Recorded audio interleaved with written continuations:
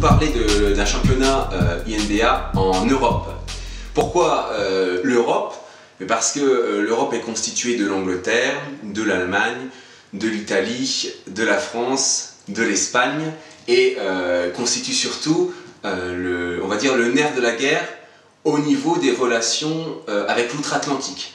Donc Maud, ici présente, et moi-même avons décidé d'organiser un championnat INBA en Europe cette année ou à voir l'année prochaine. Qu'est-ce que tu en penses, Maud? Mais à mon avis, ce sera plutôt l'année prochaine, vu qu'on vient seulement d'être nommé très récemment pour être président chacun de la fédération pour nos pays respectifs, on va dire. Et la meilleure date, à mon avis, ce serait vers la fin juin, puisque la compétition servira aussi comme sélection pour le championnat du monde donc INBA qui aura lieu en Grèce, donc le 6 juillet 2013. Donc on n'a plus beaucoup de temps et il y a encore beaucoup de travail à faire. Donc voilà, c'est pour ça qu'on s'est mis à deux, donc pour les deux pays, donc la France et la Belgique, pour organiser donc cette fameuse compétition. Voilà. N'est-ce pas? Donc en fait, on ne sait pas encore où on va l'organiser. Bon, il y a plusieurs pays qui sont, on va dire, qui sont en compétition. Il y a le Luxembourg, la Belgique et le nord, plutôt nord-est de la France. Donc au niveau du Luxembourg et de la Belgique, c'est donc Maud qui est en train de voir s'il y a une opportunité qui s'offre à nous. Et au niveau du nord-est de la France, c'est donc moi qui ai fait plusieurs courriers, notamment à Reims, Verdun, et puis toute la zone limitrophe du nord-est de la France, pour savoir s'il y avait une salle éventuellement qui serait à disposition.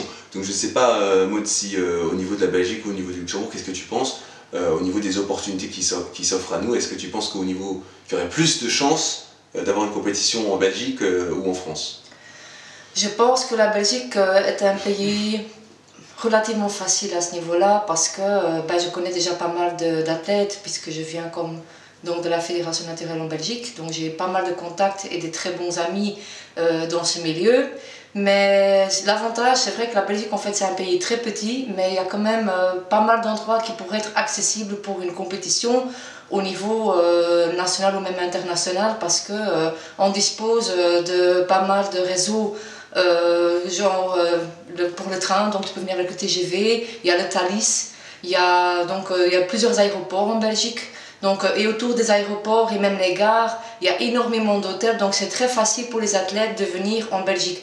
Bon, seule chose sera pour trouver une salle. J'ai deux salles que je pourrais éventuellement contacter, mais j'attends de voir un petit peu ce que ça peut donner sur la France, puisque la France est quand même le plus grand pays et je ne voudrais pas non plus que tous les athlètes se déplacent trop loin. Donc on essaie de voir un peu pour bien faire pour tout le monde finalement. Voilà, c'est-à-dire que là on est en train de mettre en place une sélection qui va arrêter respectivement l'équipe INBA Benelux, dont Maud est présidente, et l'équipe INBA France, dont je suis moi-même le président, et qui permettra de donner accès à des athlètes européens au niveau international, notamment sur le championnat, l'Olympia naturelle de Reno, donc dans le Nevada aux USA, ou bien sur le championnat du monde ou la Coupe du Monde qui a lieu plutôt du côté de Los Angeles.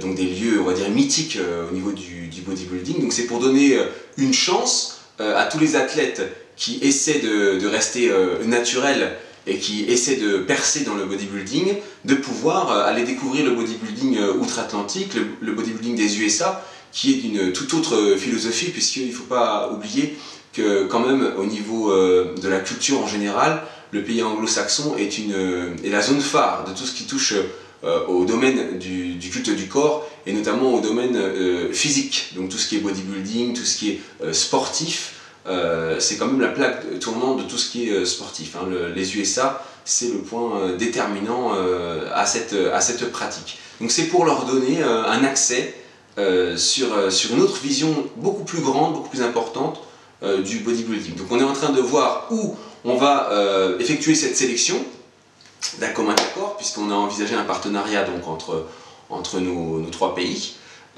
Donc on a décidé éventuellement de faire une sélection, on va dire, suivant les disponibilités qu'on a, ou sous forme de compétition, ou sous forme d'une sélection à huis clos, en quelque sorte une sélection privée qui va inviter tous les athlètes qui veulent se présenter, et nous allons donc arrêter à la suite de ça nos athlètes pour défendre nos pays au niveau du championnat du monde qui aura lieu, comme Maud l'avait dit, le 6 juillet sur l'île de Zakynthos en Grèce. Donc il faut savoir que quand même l'Europe est une étoile montante au sein même de l'INBA World. Voilà. Donc Maud, je ne sais pas si tu as quelque chose à rajouter. Oui, moi ce que je voudrais rajouter surtout pour les athlètes en question, c'est que c'est une très belle opportunité donc, pour nos pays, voire même l'Europe, parce que l'INBA est une fédération très ouverte. Donc elle est naturelle, donc elle prône naturel, ça c'est très bien. Mais en plus, elle ouvre plein de catégories, donc c'est accessible à énormément de personnes différentes. C'est pas comme dans plusieurs fédérations où il n'y a que peut-être 5, 6, 7 catégories et le reste est exclu. Non, là c'est ouvert aussi bien pour des enfants, des ados, des jeunes, même des gens plus âgés. Et ça, c'est une catégorie auquel je tiens énormément. Et ils ouvrent aussi la catégorie donc, pour les gens handicapés. Et je trouve ça un très très très grand point positif pour donc la fédération en question. Voilà.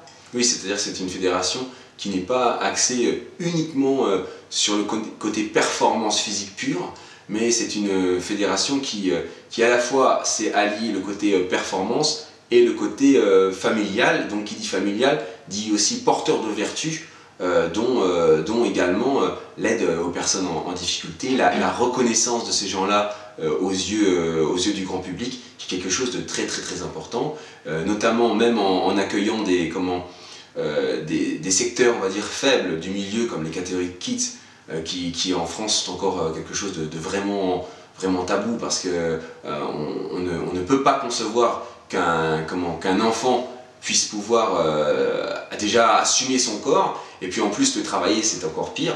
Donc on ne parle pas de bodybuilding pour enfants, mais on parle bien, on va dire, de l'enfant qui se reconnaît en tant que tel devant tout le monde. Voilà, merci bien.